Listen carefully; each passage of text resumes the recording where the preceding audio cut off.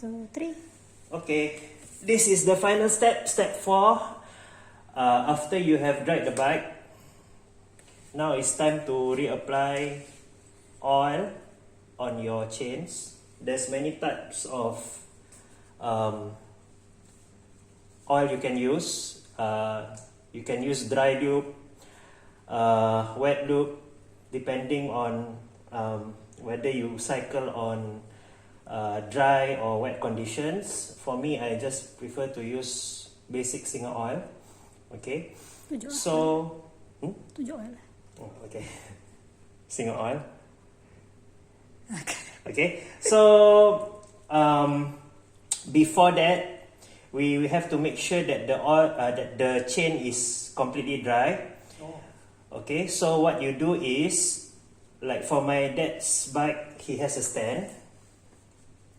Okay, so it's simple because then you can just pedal backwards and the bike will still stand by itself.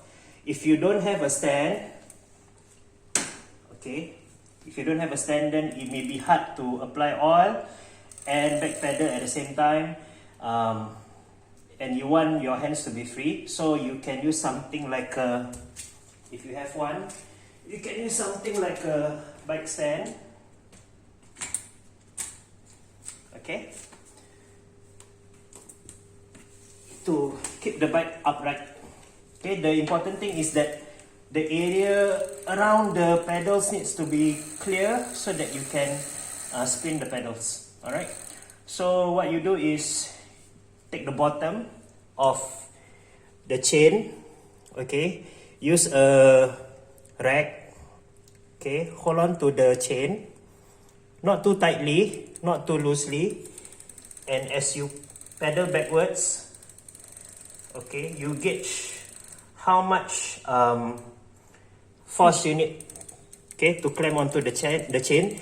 If you are clamping on too tightly, then you cannot turn the pedals. Okay, if it's too loose, then it won't be very good at drying the chain.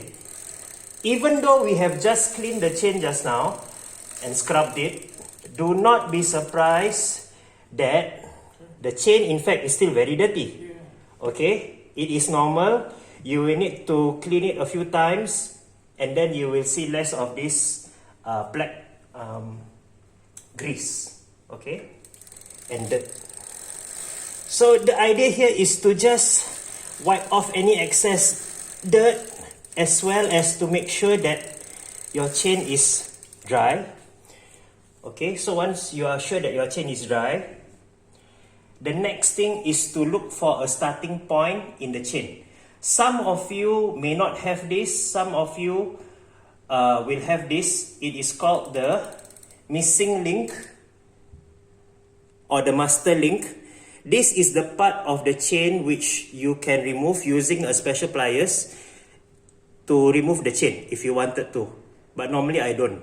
Okay, if let's say your chain is the older model or it does not have this missing link, okay, it is a good idea to mark one portion of the chain with marker or this kind of correction fluid, okay, to see where you start and stop from. Okay, so in case you don't have this master link, you can do your own marking. Alright, we start, how I do this is I start at the bottom, so I will turn it until it reaches somewhere close to the chain ring. Okay, close to the chain ring, and this is where I will start doing the oiling process. Okay, I'll just place the cloth under. What we want to focus on, maybe just bring the camera a bit closer. Okay, what I want to focus on will be these points. Okay, where the rivets are, these points. Okay, so what I will do is I will just drip oil, just one drop on every rivet.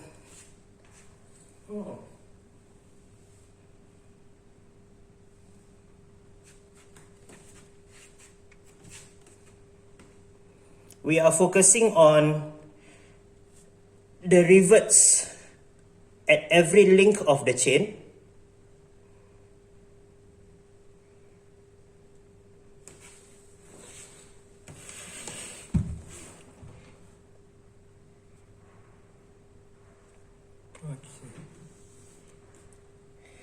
And then you remember where you stopped. Okay. And you continue on.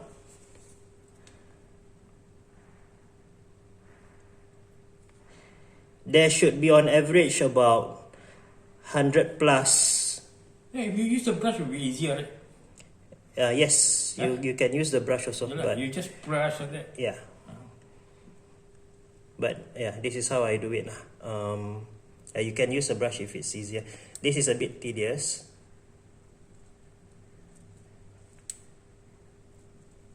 Okay.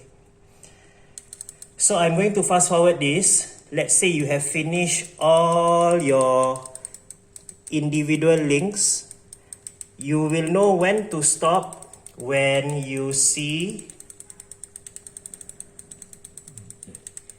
the part where you marked. Either your missing link or the part that you marked. So stop here. Okay, because you started here, so you stop here.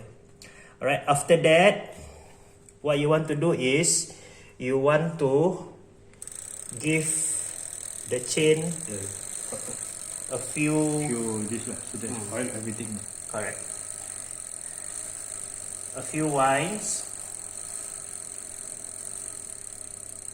Even though we drop only one drop of oil, it will still be quite wet. So after you have turned the pedal a few times, you can wipe off the excess oil. The chain itself does not need to be too oily. Okay, the chain itself does not need to be too oily. These parts at the side do not need to be too oily. What we are focused on will be the inner parts. Yeah, these are the parts which need to be lubricated. Okay, so that's how you, or that's how I lube a chain. Okay, then there's something else that you need to do. Okay, for the front and rear derailleur, there are springs. You can push, is it? There are springs that cause the derailleur to work. Okay, I cannot show you the front derailleur. Okay, similarly there will be a spring there, look out for it. You can't really see the spring because it's actually on the inside. It is a good idea to use a brush because you can drip oil but you'll be wasting a lot of oil. So I find it a bit easier to just use a brush.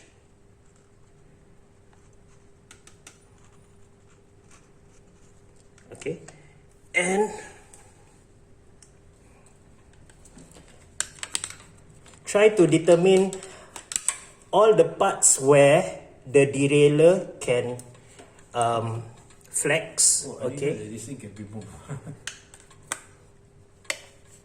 and you want to focus on the insides of the derailleur. It's alright. Okay. Yeah. Then after that, you just wipe off This the kind of excess thing you oil. can do the best you can lah. No, I mean it cannot be. Okay, because these are all Yeah, moving yeah. parts, so you need to lube them up, but not too much oil. Okay, for the front derailleur is the same. The front derailleur is a bit more obvious. You will be able to see the coil, the spring coil. You just focus on that area. This area don't need, is it? No need, lah. This Don't need to area oil. don't need to oil. Yeah, just the chain.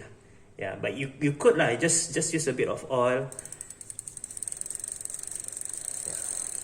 Just to make sure that it doesn't rust, but typically the cassette doesn't really rust. Yeah, you can just wipe off the excess oil. I can. Okay. understand you. Yeah.